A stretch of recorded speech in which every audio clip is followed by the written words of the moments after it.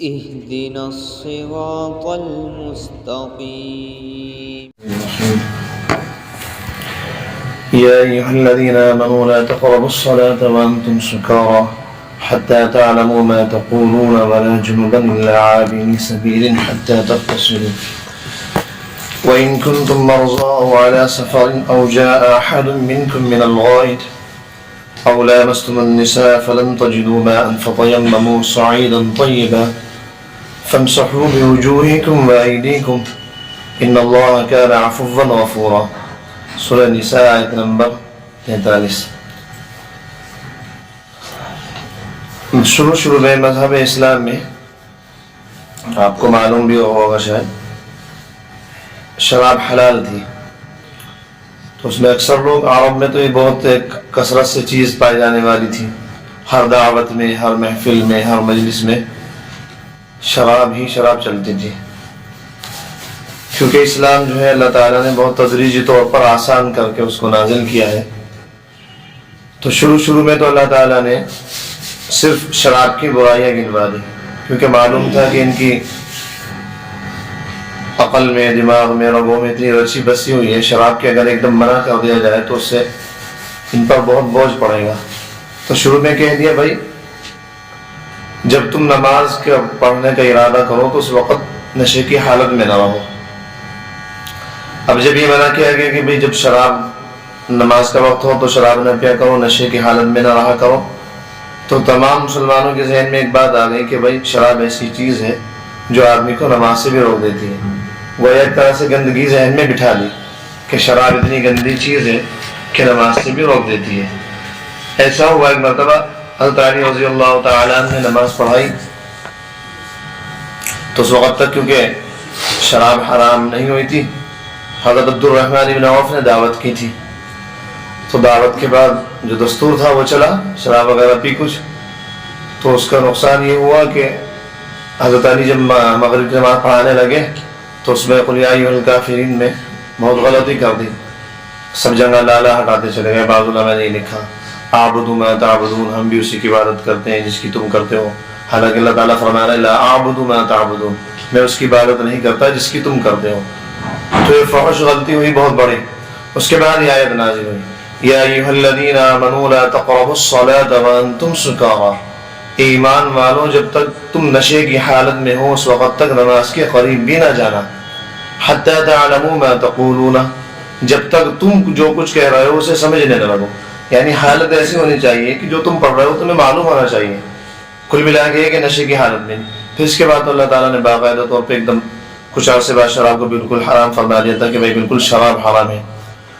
آگے فرماتے ہیں ولا جنوبا، نہ جنبی آدمی نماز پڑھ سکتا ہے جس کو غسل کی حاجت ہے. اگر کوئی آدمی بیوی سے ملا یا اسے غسل جنابت کی ضرورت ہے، احتلام ہو گیا، تو اللہ تعالیٰ فرمانے نہ ایسا آدمی نماز کے قریب جائے، نماز نہ پڑھے. الا عابری سبیل، اور جنابت کی حالت میں بھی جب تک غسل نہ کر لو نماز جائز نہیں.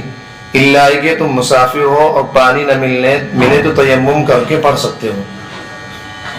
آگے فرماتے ہیں کہ اگر کوئی آدمی مسافر ہے اور اسے پانی نہیں مل رہا، سفر میں بعض دفعہ ایسا ہو جاتا ہے کہ بالکل پانی نہیں ہے، یا پانی ہے تو معمولی سی ہے، معمولی سا مطلب اتنا کہ آدمی صرف وضو ہی کر سکتا ہے، تو اللہ تعالیٰ فرما رہے ہیں آخر تک سب ڈھیل دیے کس کس کے لیے آگے بتائیں گے.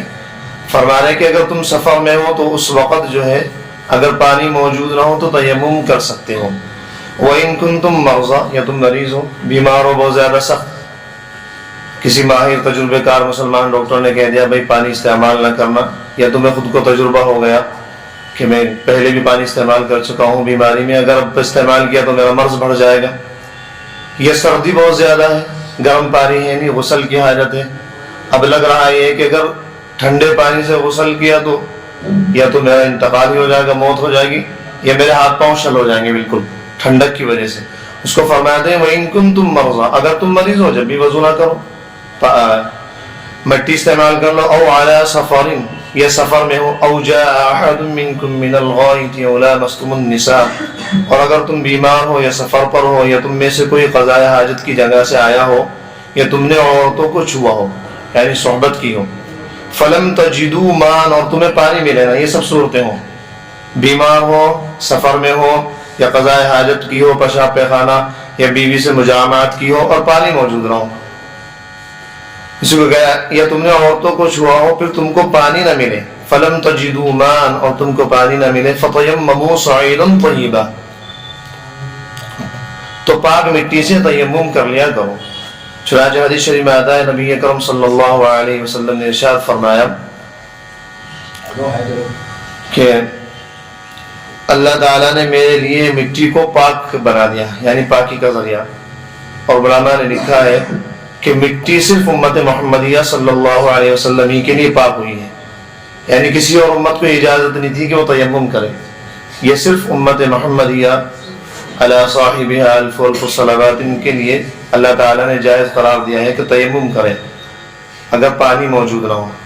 اسی کو فرماتے فامسحوا بوجوہکم وایدیکم، تو کیا کرو، مٹی سے تیمم کر لو اور اپنے چہروں اور ہاتھوں کا اس مٹی سے مسح کر لو. ان اللہ کان عفوا غفورا، بے شک اللہ بڑا معاف کرنے والا اور بڑا بخشنے والا ہے، لہذا اس صورت میں بھی معاف فرما دیں گے. اچھا، تیمم کی کیا شرطیں ہیں؟ جب تیمم کا تذکرہ آ گیا تو اس بارے میں سن لیں. اگر کوئی آدمی سفر میں ہو یا کہیں جنگل ونگل میں ہو، ایسی جگہ جہاں 1 میل یا اس سے زیادہ تک دور دور تک پانی نہ ہو، یہ پانی تو ہو دور، یا قریب پانی ہو، مثلا 1 میل سے قریب ہو، لیکن وہاں پانی لانے میں خطرہ ہو کہ کوئی دشمن بیٹھا ہے یا کوئی جانور ٹہر رہا ہے کنویں کے پاس یا دریا کے پاس شیر ہے، پھاڑ نہ لے. یہ آدمی اسٹیشن پہ ہے، مثلا اس طرح کا بڑا اسٹیشن ہے، کوئی دوسرا مسافر ساتھ نہیں ہے، اگر یہ وضو کرنے لگا تو خدشہ یہ ہے، یقین کے درجے میں یہ خدشہ ہے کہ بھائی میرا سامان چوری ہو جائے گا، تو صورت میں تیمم کرنے کی اجازت ہے. 1 میل تک دور دور تک پانی نہ ہو، یا پاس پانی ہو لیکن خطرہ ہو جانے میں، پانی کے پاس درندہ ہے یا سامان چوری ہو جائے گا یا کچھ اور کوئی عذر ہے کبھی، تو اس صورت میں تیمم کر سکتے ہیں. یہ تو عام حالت میں ہے. مثلا آدمی ٹرین میں ہے، اب ٹرین میں ہے تو دیکھا بھائی ڈبے میں پانی نہیں ہے، اب پوری ٹرین میں محسوس ہو رہا کہ ڈبوں میں دیکھ لیا پانی نہیں ہے، اور یہ اندازہ ہونے لگا کہ پوری ہی ٹرین میں پانی نہیں ہے. اب عصر کا وقت نکلا جا رہا ہے، مغرب بالکل شروع ہونے والی ہے، تو اس موقع پر تیمم کر لیں. ٹرین کے ڈبوں پہ جو گردہ مٹی لگا ہوا تھا اسی پہ ہاتھ رکھا، تو ہاتھ ایسے مارے اور اسے پھیر لیں منہ پر، اور ہاتھوں پر تیمم ہو جائے گا. تیمم کے لیے مٹی شرط نہیں کہ آپ زمین پر ہی ہاتھ ماریں. ٹرین کی سیٹوں پر جو گردہ غبار جمع ہوتا ہے، تیمم شرط یہ ہے کہ تیمم کی نیت کریں اور دوسرے پورے چہرے پر ملیں، اور پھر تیسرے 3 شرطیں ہیں، 3 فرض، تو آدمی مسافر ہونے کی حالت میں یہ کر سکتا ہے. اور دوسری صورت، تیسری صورت یہ مرض وغیرہ کی ہے، تو اس میں آدمی اپنی رائے پر یا ڈاکٹر معتبر کوئی بتا دے بھائی پانی استعمال نہیں کر سکتے، تو تیمم کی گنجائش ہے. تیمم کے لیے 3 چیزیں ضروری ہیں. پہلی یہ کہ آدمی تیمم کے لیے ارادہ کرے کہ میں پاکی حاصل کرنے کے لیے تیمم کر رہا ہوں. دوسرا یہ کہ مٹی پر ہاتھ مارے، ایسے اور اسے جھاڑ دے، ایسے کر کے ایسے ہی کرے، ایسے بس پہلے تو منہ میں ہوگا، پہلے نمبر پر منہ، پھر دوسرا والا جو مارے اسے جھاڑ کے ایسے. بعض لوگ سمجھتے ہیں مٹی لگنا ضروری ہے. مٹی چہرے پہ لگنا ضروری نہیں ہے تیمم کے لیے، بس آپ گرد پر، مٹی پر یا اینٹ پر، کچی اینٹ پر، اس طرح کی اور بھی جو زمین کی طرح ہوتی ہیں ان پر ہاتھ ماریں اور انہیں پہلے منہ پر پھیر لیں، پھر دونوں ہاتھوں پر کوہنیوں سے تو تیمم ہو جائے گا. فَامْسَحُوا بِوُجُوهِكُمْ وَأَيْدِيكُمْ، اسی کو اللہ تعالیٰ فرما رہے ہیں اپنے چہروں پر اور ہاتھوں کا اس مٹی سے مسح کر لو. ان اللہ کان عفوا غفورا، بے شک اللہ بڑا معاف کرنے والا اور بڑا بخشنے والا ہے، لہذا ایسی صورت میں معاف ہے سب. آگے فرماتے ہیں أَلَمْ تَرَ إِلَى الَّذِينَ أُوتُوا نَصِيبًا مِنَ الْكِتَابِ يَشْتَرُونَ الضَّلَالَةَ وَيُرِيدُونَ أَن تَضِلُّوا السَّبِيلَ، جن لوگوں کو کتاب یعنی تورات کے علم میں سے ایک حصہ دیا گیا تھا، کیا تم نے ان کو نہیں دیکھا کہ وہ کس طرح گمراہی مول لے رہے ہیں اور چاہتے یہ ہیں کہ تم بھی سیدھے راستے سے بھٹک جاؤ. یہاں اللہ تعالیٰ یہودیوں کے بارے میں، عیسائیوں کے بارے میں فرما رہے ہیں کہ اللہ تعالیٰ نے ان کو تورات عطا فرمائی تھی، انجیل، لیکن اس کے باوجود گمراہ ہوئے اور صرف اپنی گمراہی پر راضی نہیں ہیں، آگے یہ کرتے ہیں کہ تمہیں بھی گمراہ کرنا چاہتے ہیں کہ مسلمان بھی ہماری طرح ہو جائیں، یہ بھی لامذہب ہو جائیں. لیکن کیا کیا ہو رہا، خوب چرچے ہو رہے، کتنی بڑے بڑے ان کی وہ مجلسیں، محفلیں کہ بھائی گھر واپسی کرو، گھر واپسی کرو، گھر واپسی کرو. یہ سب اسی کا تو ہے نتیجہ. قرآن اللہ تعالیٰ نے قیامت تک نازل فرمایا تو اس میں ساری چیزیں آتی رہیں گی. اسی کو فرماتے ہیں وَيُرِيدُونَ أَن تَضِلُّوا السَّبِيلَ، اور چاہتے ہیں کہ تم بھی راستے سے بھٹ جاؤ. وَاللَّهُ أَعْلَمُ بِأَعْدَائِكُمْ، اور اللہ تعالیٰ تمہارے دشمنوں کو خوب جانتا ہے. تم ان کو جانو یا نہ جانو. بعض لوگ منافق ہوتے ہیں، تمہارے سامنے ظاہر کریں گے ہم مسلمانوں کے ساتھ ہیں، لیکن اللہ تعالیٰ فرما رہے وَاللَّهُ أَعْلَمُ بِأَعْدَائِكُمْ، اللہ تعالیٰ تمہارے دشمنوں کو خوب جانتے ہیں. وَكَفَى بِاللَّهِ وَلِيًّا، اور رکھوالا بننے کے لیے بھی اللہ کافی ہے. وَكَفَى بِاللَّهِ نَصِيرًا، اور مددگار بننے کے لیے بھی اللہ کافی ہے. لہذا فکر کی کوئی ضرورت نہیں، بس ایک فکر کی ضرورت ہے کہ آدمی 100% شریعت کے مطابق چلے، اس کے بعد کوئی فکر کی ضرورت نہیں ہے. اگر آدمی اللہ تعالیٰ کو راضی کر کے چلے. حضرت عمر بن عبد العزیز رحمۃ اللہ علیہ نے ایک جنگہ جہاد ہو رہا تھا تو وہاں فتح نہیں ہو رہی تھی، تو جو جہاد کے امیر تھے، امیر الجہاد، ان کا خط آیا. سیدنا عمر بن عبد العزیز، یہ حضرت صحابی عمر بن خطاب، یہ تابعی ہیں، تابعی کے بھی بعد کے ہیں. عمر ثانی ان کو کہا جاتا ہے، اللہ تعالیٰ نے ان کو دوسرا عمر بنایا تھا. عمر ثانی کے نام سے مشہور. ان کے بھی عجیب عجیب واقعات ہیں. اللہ تعالیٰ نے عجیب، یعنی بخلافت ملنے سے پہلے حال یہ تھا کہ جس گلی سے گزر جاتے تھے محسوس ہو جاتا تھا کہ عمر بن عبد العزیز گزرے ہیں، اتنی خوشبو لگاتے تھے. لیکن جب خلافت ملی، صرف 2 سال کا عرصہ ملا، خلافت میں یہ حال تھا کہ ایک دفعہ مشک تولا جا رہا تھا. حضرت عمر کے ساتھ بھی واقعہ ہے، کیونکہ حضرت عمر ثانی ان کو کہا جاتا تھا. ایک دفعہ مشک تولا جا رہا تھا، کہیں سے آیا تھا تو مسلمانوں میں تقسیم ہونے کے لیے تو ناک بند کر لی. کسی نے کہا کہ امیر المومنین ناک بند کرنے کی کیا ضرورت ہے؟ کہنے لگے میں اس کی خوشبو بھی سونگنا نہیں چاہتا تاکہ میرے حصے میں زیادہ نہ جائے. خلافت کے بعد کا ایک اتنا آدمی، اتنا بڑا، یعنی آدھی دنیا سے زیادہ کا، جس کی بادشاہت آدھی دنیا سے زیادہ پہ چل رہی، اس کا یہ حال. ایک دفعہ بچیاں حاضر ہوئیں اور منہ پہ ایسے دوپٹہ رکھ رکھا تھا، بالکل ڈھک رکھا تھا. اور سیدنا عمر بن عبد العزیز نے اہلیہ محترمہ فاطمہ سے پوچھا کہ کیا بات ہے، بچیوں نے منہ کیوں ڈھک رکھا ہے؟ کہنے لگی کئی دن سے کھانے کو نہیں. یہ وقت کا بادشاہ، کئی دن سے کھانے کو نہیں ہے اور پیاز سے بچیوں نے روٹی کھائی ہے اور آپ کو بدبو سے سخت نفرت ہے، اس لیے منہ پر کپڑا رکھ رکھا ہے. یہ وقت کا بادشاہ، آدھی دنیا سے زیادہ جو آدمی خلافت اور بادشاہت کر رہا ہو. ہر رونے لگے، کہنے لگے کوئی بات نہیں، چند دن کی زندگی گزارا کر لو کسی بھی طرح، انشاءاللہ اس کے بعد مزے ہی مزے. حضرت فاطمہ فرماتی ہیں کہ جب سے سیدنا عمر بن عبد العزیز خلیفہ بنے اس وقت سے غسل جنابت کیا ہی نہیں، یعنی مجھ سے کبھی ملے ہی نہیں. ہر وقت بس حکومت کے کاموں میں مشغول اور مجھ سے حقوق معاف کروا لیتے تھے. تو اتنے بڑے آدمی تھے. تو انہوں نے امیر المجاہدین کو لکھا کہ دیکھو دشمن ہمارے سے زیادہ بھی ہے، اس کے پاس طاقت بھی زیادہ ہے، لہذا ظاہری طور پر اگر دیکھا جائے تو مقابلہ بہت مشکل ہے اور اس سے بچنا بہت مشکل ہے اور تمہارا جو ہے غلبہ پانا بہت مشکل ہے. بس ایک کام کرو کہ اللہ تعالیٰ کی کوئی نافرمانی مت کرنا، کیونکہ وہ بھی نافرمان ہیں، کافر ہیں، اللہ تعالیٰ کے دشمن ہیں، نافرمان ہیں. وہ تو اللہ تعالیٰ کی نگاہ میں ذلیل ہیں ہی، لیکن اگر تم نے اللہ تعالیٰ کی نافرمانی کی تو تم اور وہ دونوں برابر ہو جائیں گے اور نافرمانی کا نتیجہ یہ نکلے گا کہ اللہ تعالیٰ تم کو فتح یابی نصیب نہیں فرمائیں گے. تو یہ چیز ہوتی ہے. آدمی گناہ، یہاں تک کہ علماء نے لکھا ہے گناہوں سے بچنے کی یہاں تک ضرورت ہے تو اس کو اللہ تعالیٰ فرما رہے کفا باللہ ولیہ، اللہ تعالیٰ رکھوالا بننے کے لیے بھی کافی ہیں. لیکن جو تمہارے ذمہ کام ہے وہ تو کرو کہ آدمی 100% اللہ تعالیٰ کو راضی کر کے رکھے. واللہ بعالم بعدائکم، اللہ خوب جانتے ہیں تمام دشمنوں کو. وکفا باللہ نصیرا، اور اللہ تعالیٰ مددگار بننے کے لیے بھی کافی ہیں. آگے فرماتے ہیں من الذين هادوا يحرفون الكلم عن مواضعه ويقولون سمعنا وعصينا واسمع غير مسمع وراعنا ليا بألسنتهم وطعنا في الدين. یہودیوں میں سے کچھ وہ ہیں جو تورات کے الفاظ کو ان کے موقع محل سے ہٹا دیتے ہیں اور اپنی زبانوں کو توڑ مروڑ کر اور دین میں طعنہ زنی کرتے ہوئے کہتے ہیں سمعنا وعصینا. یہودی آتے تھے نبی اکرم صلی اللہ علیہ وسلم کے پاس اور بالکل مروڑ مروڑ کے باتیں کرتے تھے زبان کو. جب آپ صلی اللہ علیہ وسلم کچھ ارشاد فرماتے تو کہتے سمعنا، ہم نے سن لیا، اور ساتھ کہتے تھے وعصینا، یعنی ہم نافرمانی کریں گے. تو اس کے 2 مطلب ہیں عصینا کے. ایک مطلب تو یہ ہے کہ ہم آپ کے علاوہ کی نافرمانی کریں گے، نبی اکرم صلی اللہ علیہ وسلم کو یہ سمجھا رہے، آپ سمجھ بھی رہے، یہی رہے، سمعنا ہم نے سن لیا، وعصینا اور ہم نافرمانی کریں گے، یعنی آپ کے علاوہ کی نافرمانی کریں گے۔ آپ صلی اللہ علیہ وسلم مطمئن ہے کہ ہاں بھائی میرے علاوہ کی نافرمانی کریں گے، لیکن یہ اتنے خبیث شیطان مردود دل میں ارادہ کر رہے ہیں کہ ہم تیری نافرمانی کریں گے، تیری بات نہیں سننے۔ تو اللہ تعالیٰ نے ٹوکا کہ ایسے الفاظ نہ استعمال کرو، سمعنا وعصینا، اور اسمع غیر مسمع، یہ بھی کہتے تھے کہ اب اللہ کے نبی کو کچھ کہنا ہوتا تھا تو کہتے تھے اسمع، ذرا سن لیجئے، غیر مسمع، آپ سننے والے نہ رہیں۔ اب اس کے بھی دو معنی، ایک معنی تو یہ کہ آپ کوئی برا کلمہ سنیں ہی نہ، سب لوگ آپ کے ساتھ ہو جائے، اللہ تعالیٰ ہر وقت آپ کو خیر کی باتیں سنائے، اور ایک معنی وہی خباثت کے کہ اللہ تجھے بہرا کر دے۔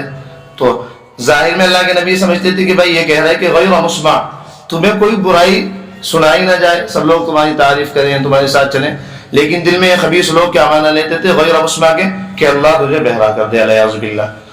آگے فرماتے ہیں راعینا، راعینا کے معنی آتے ہیں ذرا ہماری رعایت کیجیے، ایک عربی کے معنی یہ ہوئے، اب دوسرے معنی یہ ہیں کہ وہ ہمارے چرواہے، اب بعض علماء نے لکھا ہے گالی بھی ہے، تو راعینا کہتے تھے، تو اللہ تعالیٰ نے یہاں بھی ٹوکا، تو اس کو کہتے ہیں حالانکہ اگر وہ یہ کہتے سمعنا واطعنا، یعنی سمعنا وعصینا کی جگہ یہ کہتے سمعنا واطعنا، ہم نے سن لیا اور اطاعت کی، اور اسمع کی جگہ منظور نہ کہتے تو ان کے لیے بہتر اور راست بازی کا معاملہ ہوتا، یعنی رائنا کے بجائے کہہ دیتے انظرنا یا رسول اللہ، ہماری طرف توجہ رکھیے۔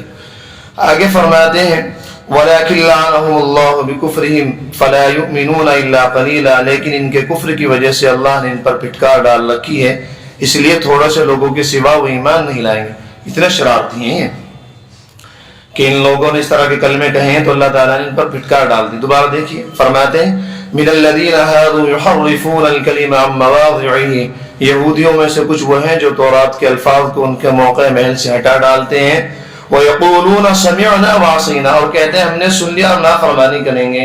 تو اللہ تعالیٰ کہہ رہا ہے یہ نہ کہو، یہ کہو سمعنا وَأَطَعْنَا، ہم نے سن لیا اور اطاعت کریں گے۔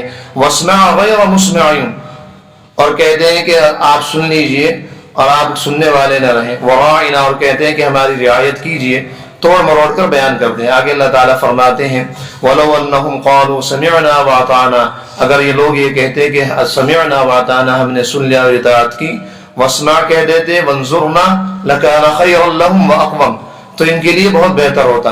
وَلَكِنْ لَعَنَهُمُ اللَّهُ بِكُفْرِهِمْ فَلَا يُؤْمِنُونَ إِلَّا قَلِيلًا، لیکن ان کے کفر کی وجہ سے اللہ نے ان پر پھٹکار ڈال رکھی ہے، اس لیے تھوڑے سے لوگوں کے سوا کوئی ایمان نہیں لائیں گے، تھوڑے سے لوگ جیسے عبداللہ ابن سلام۔ آگے فرماتے ہیں یا ایھا الذین اوتوا الکتاب آمنوا بما نزلنا مصدقا لما معکم من قبل ان نطمس وجوہا، اے اہل کتاب، اللہ تعالیٰ جلال کے عالم میں فرما رہے اے اہل کتاب، جو قرآن ہم نے اب نازل کیا ہے جو تمہارے پاس پہلے سے موجود ہے، کتاب کی تصدیق بھی کرتا ہے، جو تمہارے پاس پہلے سے موجود کتاب کی تصدیق بھی کرتا ہے، اس پر ایمان لاؤ۔ اللہ تعالیٰ یہ فرمانے کہ بھائی ہم نے قرآن نازل کیا، قرآن میں یہ بھی بتا دیا کہ تورات بھی حق تھی، انجیل بھی حق تھی، تو لہذا تمہیں تو بھاگ کے اور قرآن کو قبول کرنا چاہیے تھا کہ بھائی قرآن ایسی کتاب ہے جو ہماری کتاب کو بھی سچ بتا رہی۔ یہ تو بہت اہم بات ہے نا بھائی، اللہ تعالیٰ نے محمد صلی اللہ علیہ وسلم پر قرآن نازل کیا، اگر اس قرآن میں ہم یہ کہہ دیتے کہ تورات غلط ہے، انجیل غلط ہے، تو تمہارے لیے صحیح تھا کہ جی ہم قرآن کو مانتے ہی نہیں، اس میں ہماری کتابوں کو غلط کہا گیا ہے۔ اللہ تعالیٰ فرماتے اس میں تو یہ کہا گیا ہے تورات بھی حق ہے، انجیل بھی حق ہے، جو تم نے گڑبڑ کر رکھی وہ تو الگ ہے، تو لہذا بڑھ کر ایمان قبول کرو۔ پہلے کب؟ پہلے اس سے کہ کہیں اللہ تعالیٰ کا عذاب نہ آ جائے، اسی کو فرماتے ہیں اس پر ایمان لاؤ قبل ان نطمس وجوہا، قبل اس کے کہ ہم کچھ چہروں کو مٹا کر انہیں گدی جیسا بنا دیں، فَنَرُدَّهَا عَلَى أَدْبَارِهَا أَوْ نَلْعَنَهُمْ كَمَا لَعَنَّا أَصْحَابَ السَّبْتِ، یا ان پر ایسی پھٹکار ڈال دے جیسی پھٹکار ہم نے سبت والوں پر ڈالی، ہفتے والوں پر۔ لہذا سہارنپور کے مسلمانوں تم بھی عمل کر لو قبل اس سے کہ تمہارا نام و نشان مٹ جائے۔ من قبل ان نطمس وجوہا، پہلے اس سے ایمان لے آؤ، اس سے پہلے کہ ہم تمہارے چہروں کو سپاٹ کر دیں اور تمہارے چہروں کو گدی کی طرح موڑ دیں گے، تمہیں خنزیر بنا دیں، اصحاب سبت والی۔ تو اس وقت دنیا کے جتنے مومن ہیں ان کو بھی چاہیے کہ پہلے سے کہ اللہ کے عذاب آنے سے پہلے اللہ کے احکام پر عمل کریں اور نبی اکرم صلی اللہ علیہ وسلم کی سنتوں پر عمل کریں، ورنہ کوئی بچانے والا نہیں ملے گا۔ نہ آپ کی طاقت آپ کو بچائے گی، نہ آپ کی تعلیم آپ کو بچائے گی، نہ آپ کی صلاحیت آپ کو بچائے گی، صرف آپ کا بتا تو رہے ابھی پیچھے بتایا تو وَكَفَى بِاللَّهِ وَلِيًّا، ارے بھائی اللہ رکھوالا ہونے کے لیے کافی ہے، وَكَفَى بِاللَّهِ نَصِيرًا، اللہ تعالیٰ تمہاری مدد کرنے کے لیے کافی ہے، تو دوسروں کے چکروں میں کیوں پڑتے ہو؟ بس ایک کام کرو کہ ہمیں راضی کرو، ہمارے احکام پر عمل کرو، ہمارے نبی اکرم صلی اللہ علیہ وسلم کو خوش کرو۔ ہمارے حضرت اس پر فرمایا کرتے ہیں کہ قطع نظر اس سے کہ داڑھی فرض ہے یا سنت، چھوڑیے اس بات کو، آپ سرے سے خارج ہی کر دیجئے داڑھی فرض ہے یا سنت۔ ارے نبی اکرم صلی اللہ علیہ وسلم کا چہرہ اس طرح کا تھا یا نہیں؟ نبی اکرم صلی اللہ علیہ وسلم کے چہرے پر داڑھی تھی یا نہیں؟ نبی اکرم صلی اللہ علیہ وسلم کو خوش کرنے ہی کے لیے داڑھی رکھ لو، اس سے بڑی کوئی عبادت ہو سکتی ہے؟ نبی اکرم صلی اللہ علیہ وسلم کے دل کو خوش کرنے سے بڑی کوئی عبادت ہو سکتی ہے؟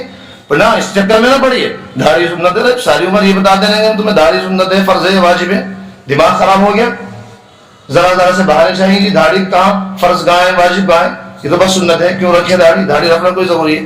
ارے قطع نظر اس سے نبی اکرم صلی اللہ علیہ وسلم کا چہرہ ایسا تھا یا نہیں؟ تمام انبیاء کا چہرہ ایسا تھا یا نہیں؟ تمام صحابہ کا چہرہ ایسا تھا یا نہیں؟ تمام تابعین کا، اولیاء دین کا، بزرگان دین کا۔ ابھی کوئی داڑھی مڑا اس مسئلے پہ کھڑا ہو جائے تو آپ خود جن لوگوں کے داڑھی نہیں اس کا پیچھے پکڑ کے پیچھے کر دیں گے گریبان کہ تو اس قابل نہیں ہے کہ تیرے داڑھی تو نہیں، کیسے نماز پڑھائے گا؟ تو یعنی آپ لوگوں کے دل میں بھی یہ بات ہے، بس اس کو تھوڑی سی آگ لگائیے، تھوڑا سا جناب بھولا کر لیجیے اپنے دل کو اللہ کی محبت میں، اللہ کے رسول کی محبت میں، پھر کام ہو جائے گا انشاءاللہ۔ تو قطع نظر اس سے آگے اسی کو فرماتے ہیں بھائی اس سے پہلے کہ ہم تمہارے چہروں کو سپاٹ کر دیں اور تمہاری گدیوں کو موڑ کر چہروں کو گدوں کی طرف موڑ دیں، یہ تمہارے اوپر لعنت کریں جیسا کہ ہفتے والوں پر کی تھی، اس سے پہلے توبہ کرو۔